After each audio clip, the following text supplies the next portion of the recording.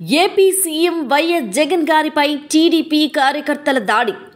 రాయితో దాడి, తలకు గాయం, రక్తస్రావం. ఫస్ట్ ఎయిడ్ చేసిన సీఎంఆర్ఎఫ్ హరికృష్ణ గారు. కృష్ణా జిల్లాలో జగన్కు ఇంత ఆదరణ వస్తుందని ఊహించని చంద్రబాబు. జగన్కు వస్తున్న ఆదరణ తట్టుకోలేక కడుపు మంటతో దాడి. త్రుట్టిలో తప్పిన కన్నుకు గాయం.